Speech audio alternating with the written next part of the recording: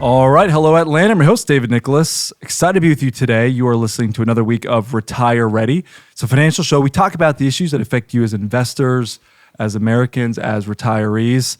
Really excited because normally you're stuck just listening to me for a whole hour. But now we've got the man, the myth, the legend, Erick Erickson. You know him. Myth. It's more myth. That's right. That's smart. You are becoming a legend, though. You really are, man. Whether you like it or not, I think you're starting to. But we've got him here with us. We're excited, and he's got some thoughts that I'd love to know about. I think he's got some questions for me. So, Erick, thanks for being here, man. Thanks for having me. Great office. Thank you. That's right. You're up here in Marietta at our new office. Yeah. Drove all the way up, man. We appreciate that. Glad to. Absolutely. Well, Erick, you are. I feel like you're at like the tip of what's going on in Washington, what's going on in D.C. Just really quick, just the temperature, because we've got clients that ask me all the time, David, is what's going on in Washington, debt ceiling issues, and we're coming up against the clock on that with a divided Congress, Senate, House, White House. Do you think we'll actually get a deal done when it comes to the debt ceiling? There will be a deal done. How painful it gets before the deal is done is another story. The Senate Republicans don't want to cut spending. They just get a clean debt ceiling. Their argument is that this is the first debt ceiling increase after the election. Extend it for a year so Republicans have time now that the election's over to figure out what they want to do instead of rushing into cuts. The House Republicans say we can't raise the debt ceiling without cuts. Historically, going back to Jimmy Carter, anytime the debt ceiling has been increased and Republicans are in control, there has been a level of cutting that's happened. So you should expect some cuts. The Biden White House says no cuts, no deal, just raise it. That's not going to happen.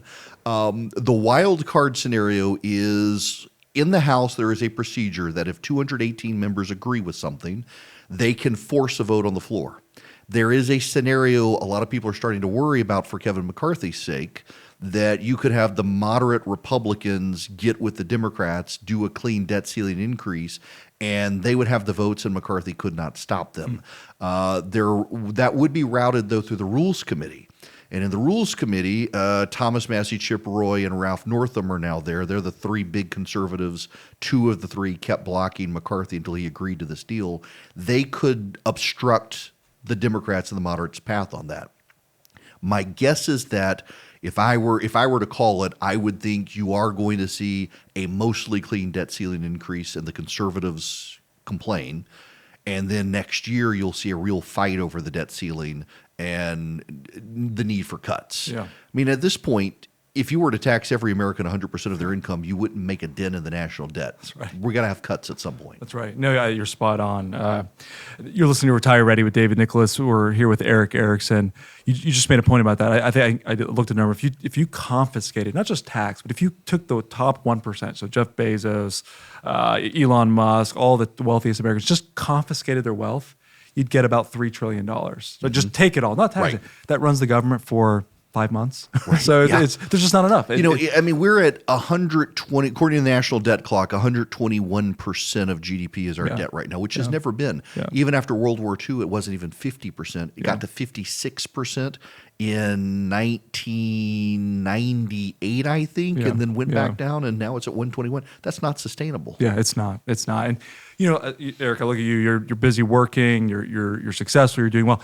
Does the markets, because we're talking about politics, but also this is an investment show, do you keep up with the markets much? I do. Do you lose sleep not over as much as I used to. Sure. I try not to lose sleep over it right now just because I have an income where I'm dependent on my paycheck, not on my retirement. Sure. But I'm at that age where, I'm in my mid-40s. I've got a kid who'll be headed to college in a couple of years. And I'm starting to think, what money do I have to play around? Like, I don't have a vacation house. I don't have a beach house or a mountain. Love to. I have my house and some credit card debt and like to set aside money to go on vacation. Sure. Occasionally, I could pull stuff out of the market. And right now, I feel like it's gone down enough in the last year. I shouldn't pull anything out of the market. Sure. I need to be building savings. And that does kind of make me nervous. Although I try just not to pay attention to it. It's not real if I don't pay attention to it.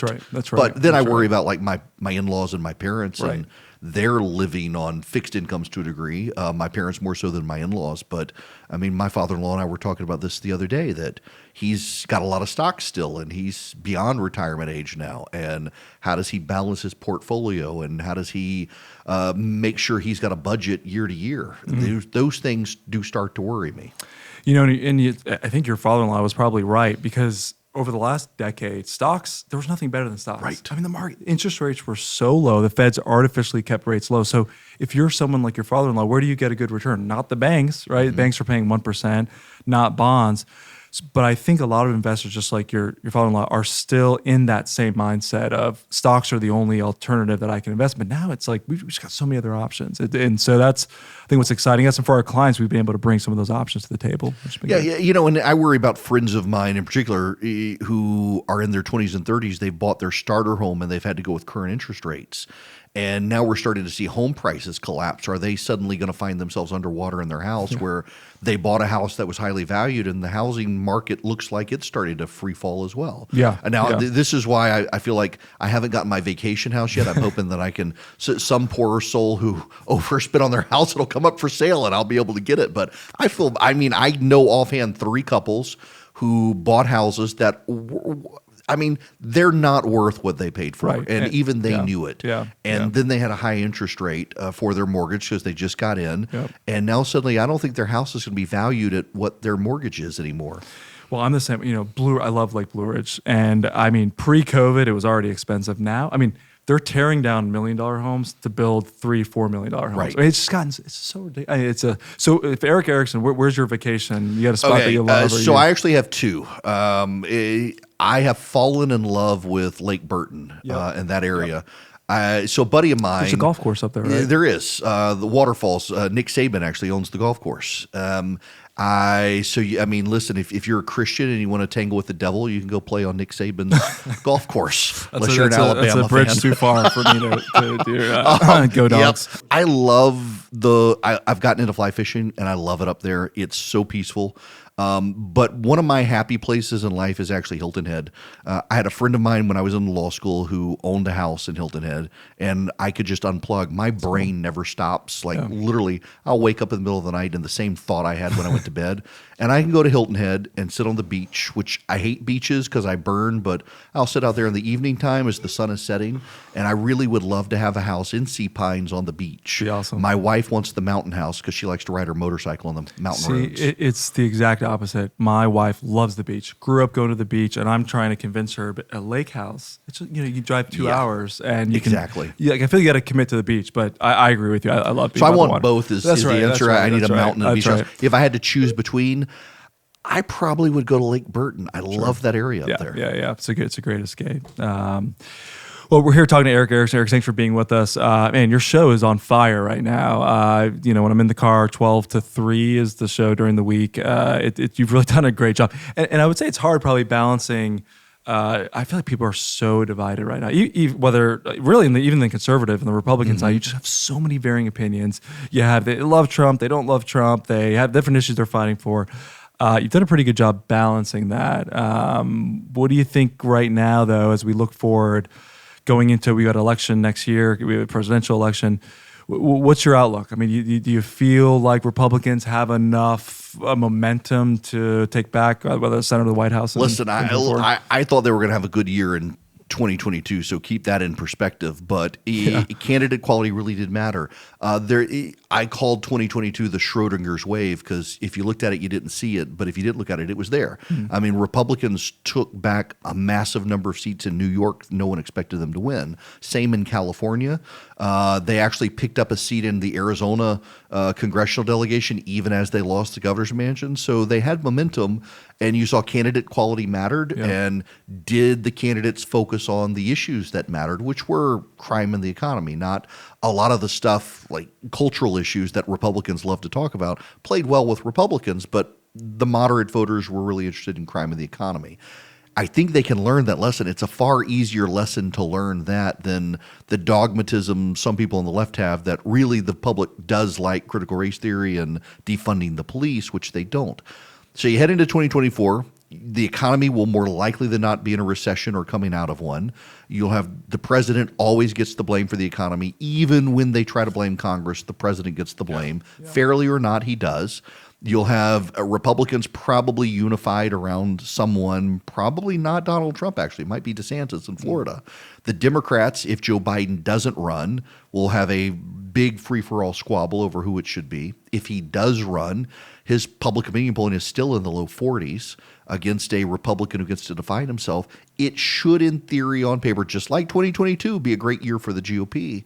They're just going to have to manage their impulses when it comes to picking the candidate that scratches the Republican itch versus picking the candidate who can pick off moderates. That's right. Yeah, and I mean, I think Georgia this year was we've talked about this before, and Senate candidates, and I get why good candidates don't run or put themselves out there. I mean, it's your business gets destroyed, and I think we saw in this cycle in the Senate race. I mean, the best candidates didn't get the nomination, and right. It was a tough. Well, when you are running against a guy who has the name brand of Herschel Walker, right. I tell people all the time, yes, Donald Trump convinced Herschel Walker to run. Once he was in the race, Donald Trump could have barnstormed the state of Georgia against him, and Herschel Walker still would have won because he's Herschel Walker. That's right. One of the things, obviously, we've been talking a lot about this, and me and you, Eric, talked about this on your show recently, was obviously what the Federal Reserve has done. They've raised rates 7 times in the last year. We've had a lot of clients that are concerned about what this next year is, and I've always said this is the time where you really want to look at your portfolio, because a lot of times we see people listen to us on WSB, they listen to your show, they've called us, and they're investing the same way that they were last year. They're investing the same way they were when interest rates were at rock bottom. And this is where we've told our clients and our radio listeners, like, this is probably a good time to just like take a review, because if you're still doing the same things today that was working 5 years ago, probably not going to work in this environment. And so as far as your outlook, markets, economy, any question marks that you have this year for the economy? I was going to mention you and your bond fund, because I mean, I know stocks. It was like talking to my father-in-law about this. I get stocks. I understand stocks. Buy stocks that pay dividends. Reinvest the dividends. Grow the stock. I've never been into bonds, and suddenly, I mean, just everyone I talk to is like, you can get some stability there that used to not be there. Get a return on investment you used to not be able to get. And I just think for the last 10 years of this run of a bull market, people have kind of forgotten there are alternatives to stocks that in a bear market probably are better.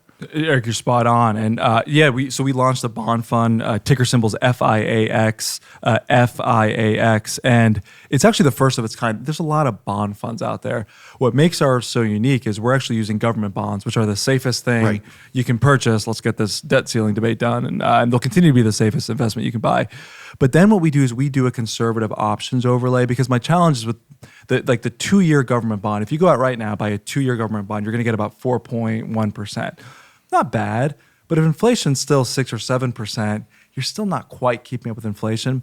So what we did is, and we have a team that are incredible options traders, we're doing some covered calls and some option spreads. So if we can just generate another 2 to 3% a year, so this is conservative. We're not saying you're doubling your money in a year, but if we can get 2 to 3% on top of our 4%, now you're getting 7 when 98% of your money is safe and backed up in government bonds. Right. So that's kind of that risk reward where I can go out and take a lot of risk and get a good return. How do you take almost no risk and actually get a pretty healthy 6 or 7% return? So that's been the point of the fund. Look, at this time, given just the long-term and short-term instability where we probably are, well, not in the long-term, but medium-term instability, something like that, I think, I mean, it's definitely an alternative, and for people who are stuck in the stock mindset, to have something like that. Yep. We were just talking about coffee, though. I know we have like really important stuff to talk about.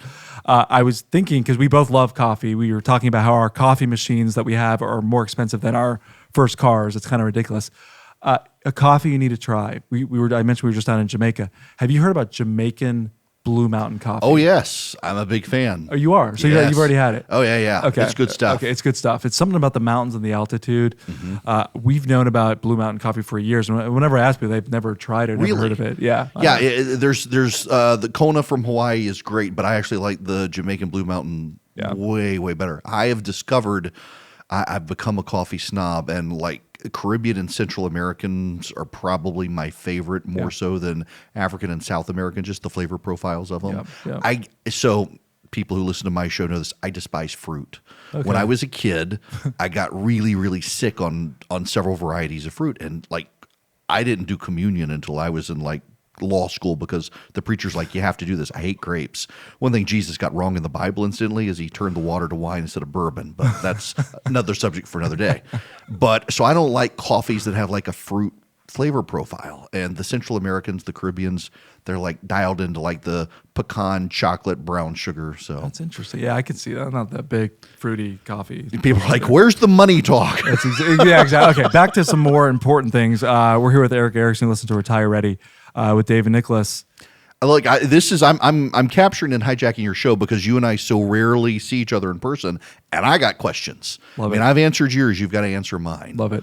Okay, so I want to start with this, and we've talked a little bit about the bond situation. Yep. The rule of thumb I've always heard people attribute to different people is buy stocks in what you buy. So, like if you are like I am, just in the Apple cult, so I buy Apple stock.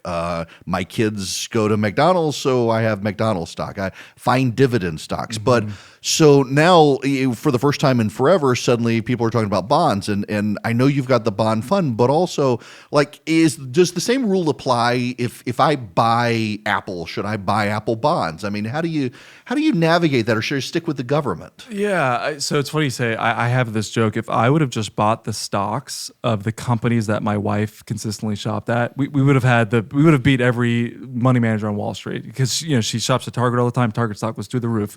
Ulta makeup. I'm like, babe, we should have had these conversations because what she was buying. So you need to ask your wife what all she's buying. Oh, yeah. That's some of the best stock picks I've seen come from there. Not the essential oils. Yeah. Essential oils, publicly traded stock. So the bond side of the equation is a little bit different from the stock side. The stock side is all about what's the growth of the company going to be, and then you get to share in as an owner of the company. Bonds are basically, you know what you're getting. And so the only way you don't get a return on bonds is if a company goes bankrupt. That's it. A company could be losing money hand and left and right, but as long as they stay in business, they have to pay you the interest on those bonds. So I would say bonds is a more secure way. It's like literally of your buddy that you knew from high school that is kind of still not, he just moved out of his mom's basement, but he keeps asking for money. So you're like, all right, I'll loan you money. Well, if that company's not successful, you're not ever getting that money back, right? But if he has a company and you're a shareholder in their company, you do get a share of the revenue and the profit. So it's just a different structure. We look at bonds. I tell you right now, I just have concerns about the economy in general. Mm-hmm. It's the reason why our bond fund, which is the ticker is FIAX, we're using government bonds because I just think like corporate earnings, I think are going to come down. It's one of the last areas that haven't been revised yet. So when you're owning corporate bonds, you just got to be careful and know, is this company going to be here? Most of the big companies like Apple, Microsoft, yes. So if you want a safer bet, the bond is a way to go, and it's pretty much a guaranteed. You're going to own it for 5 years. You're going to get 6%, no more, no less. No matter how good or bad the profitability is a company, that's all you're getting. Okay, so I get 6% with a stock when it pays me a dividend. And again, I'm asking because I used to be smart when it came to finance, but like now that I do talk radio, all of my brain power goes into doing radio and no longer goes into finance, which is why I have you. So with stocks, you get a dividend, you reinvest the dividend, your stock grows. What do you do with the money that comes from a bond? Does it go back into the bond or does it go into your account? It does not, right. So bond dividend doesn't just automatically reinvest. So it will go to cash. Generally, you can buy back more shares of a bond, but generally it's just paying out those dividends either monthly, quarterly, or once a year. Every company's a little bit different. So that cash can just pile up. Sometimes clients will then take those dividends and buy stock. So it's kind of like your principal's always safe. You're just betting with your interest that you got off your bonds. But most people that are buying bonds, they need income. So think of it, it's generally someone that's retired. Hey, if I put in $1 million, I get 6% of my bond portfolio. That's $60,000 a year. May not seem like a lot of money to a lot of people, but if you have $60,000 in income, you've got another $3,000 a month in Social Security, maybe you have a pension, that could round out a 6-figure income in retirement, but you know you're getting your bond income. So it's generally spent. I mean, most people are spending the dividends they get on their bonds. Now, assuming the government does not actually default, which the Constitution says it's not allowed to do, so they'll eventually do the debt ceiling. I listened to a certain radio show host who's like, you buy government bonds and stuff and set up an account. It's kind of a pain in the butt to buy stuff like that from the government, particularly the ones that actually pay good interest. That's right. And then we've gone for years where nobody wanted to pay good interest, and so people went into the stock market. It's been a confusing landscape to navigate. So that leads me to the question. And again, I mean, I actually am one of your clients, and when people come in and they sit down with you, how do you just generally prepare a picture for someone like me who, when I was in school, I bought stocks and seemed like I knew what I was doing. So there's always that danger that you have a little bit of knowledge and think you know more than you do. I, at least at this point, appreciate that I'm too stupid to do this myself. How do you get somebody going in the right direction? Well, yeah, it's like me trying to be my own lawyer, right? Yeah, It's look, not for years I did that too, and finally it was Rush Limbaugh who's like, you need an agent at this point. But that's true. But you got a law degree, so you're much closer to being there. I pretend, and it doesn't work out well. Makes it dangerous. It's funny you just said something about government bonds. Like government bonds have become much more popular, but when you actually see what you have to do to actually purchase a government bond, it's you got to go on this website, and then you've got to fill out a QSIP. I tried to do it, and they told me they would send me a code. They never sent me a code to actually get in. It's insane. It's user insane. unfriendly, like the government. I would say it's insane that they haven't made this process easier. So if you're someone that's a retiree or just an investor, like David's talking about the government bond, let me go out and buy it. You have to know the QSIP that you're buying. You generally have to go through a fixed income desk. They're going to quote you a bid. You have to tell them if that bid is right. It's chaos. So that's actually one of the reasons why we created our ETF. Again, I mentioned it again, because you can just buy the ETF and we're doing all the back end. We're buying the bonds. We're actively managing the bonds. We're distributing the dividends every month. So it is literally like you can own government bonds and not worry about the back end of it, which is nice. But again, how do we prepare someone for a conversation? I will tell you, if you think about retirement, like what we work all these years, we save some of our income. It's for a time that we may not be working anymore. And so it always comes down to what do we think our expenses are going to be in retirement? So if someone needs, hey, David, I need $10,000 a month to live. That's what I want in retirement. We will build a plan to say, okay, if you need $10,000 a month in retirement, we're going to tell you exactly what you need to do today to make sure come whatever the 2040, you're going to have $10,000 a month coming in. And we adjust it for inflation. So $10,000 today may actually be $22,000 10 years from now with inflation. But it all comes down to that monthly expense number, because that's the point of it, right? The different stocks that we buy, that to us is secondary to how much do you need, what's your goal, and then we're going to build a plan to get us right towards that. Just personally and somewhat confessionally, we're trying to get better with money, and in large part over the last, like when Christy and I first got married, we were living paycheck to paycheck and then some, and every single penny had to go somewhere. Yeah. And over time, I've just been able to get lazy with it. And I mean, I make enough money that money goes out, and now I'm suddenly with a kid going off to college in another year, another one going into high school. One, how did I get so old? And also, where is all of my money going? I mean, I feel like I'm going bankrupt, like 5 streaming subscriptions at a time, like $5 here, $5 there. It adds up over time. So you deal with people who are retiring and want to be retire ready, but I don't feel like I'm middle-age ready with the amount of money coming in, and I don't even know where all it's going at some point.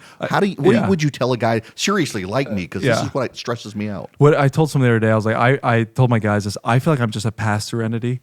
There's a lot of money coming in, business, but there's even more going out, and so like I get it. And I would say, from 45. I would say from 35 to 55, those are your money's going out. Kids, you got high school, you're building a family, your house. So that boat right there, it's hard to save in those years. You'd be surprised, Eric. From 55 to 65, that 10-year period of time, that's where most people build their wealth. And it's mainly because... Actually, can I just stop you and say this actually does make me feel a little easier? Okay. Yeah, I stress about this. Yeah, and it really is. So you're way ahead, obviously, just your success that you've had. Most people are just at 55 trying to figure out, or 50, hey, how do I build wealth? But I've seen it time and time again. That little 10-year period is really where you can start socking away. And I always say, you don't have to overthink it. Most companies offer a 401k. And I tell my friends and family, I'm like, I know you could put that money with us, but if your company offers a 401k, the reason I like doing that is because you don't have to think about it. It's on autopilot. They automatically take out X amount out of your check every 2 weeks, and it's done. You forget about it and you invest. So I just think that is it. One little number I've told. For those that have given or contributed 15% of their income towards their retirement account, you do that for 20 years. I have yet to meet someone that hasn't been able to retire. It's a big number. We don't have to get there overnight, but if you make $100,000 a year, that's $15,000 a year. If you make $300,000 a year, what is that? 45,000 somewhere there. Yeah. So 15%, it's a lot. It's a lot. But for those of us that can get there and put that away towards retirement, I can tell you that you're not going to have an issue. That actually makes me feel better. Now I got to go make sure I'm actually doing 15%. I think I am. It honestly is, being at my age in my mid 40s with kids headed off to college, this is the thing that stresses me out. Sure. Knowing that 55 to 65 is actually, because I can see myself getting to that point. But right now I really do just feel like I am the pass-through entity where I'm paying for everything, and where does it all go? That stresses me. If I wanted to pull extra money aside and set up a budget, well, you do all the different, saving programs, paying your debt programs. You know my background and where I am, but me or anyone else, your friends your age, what do you tell them if you got extra money? Where do they put it? Yeah, because I don't want to gamble with it. That's right. I think it just comes down to what's the time horizon? If this is money that you're going to use for your beach home that you're going to get, we're all rooting for that. Hopefully, that's not money you want to put in the stock market, right? Or if it's money that you're going to need within a year, I always say that's where you're going to want to be more conservative, right? CDs or a bond fund. But if you're like, no, David, this is more money that I don't plan on using for a while. It's almost quasi long-term retirement money. The market it's going to be your best place to get a return. And I always say, I've done a lot of studying on the contrarian investing, meaning when everyone is freaking out, kind of like now, like me and you, we've got long runways. This is really the best time to be putting money to work. It's it feels like the sky's about to fall. It feels like there's a lot of fear and concern. Markets are down big. Someone that's retired is a different story. But for me and you, this is the time to start putting money to work. And we always say you can open up a brokerage account. It's not a retirement account. You can take it out when you need to. But if you can be daily cost averaging every month, you deposit into an investment account, buy more shares every month consistently. That is what we've been telling our younger investors to really just do it. That was honestly, that's kind of like the rudimentary shortcut of what makes sense to me. But having you say it actually gives me some peace of mind. This is why I use it. That's awesome. Well, Eric, man, great to have you on the show today. Appreciate your time. You're absolutely killing it. Show is 12 to 3. 12 to 3, Monday through Friday. Right on WSB. Awesome. Thanks for having me. Thank you.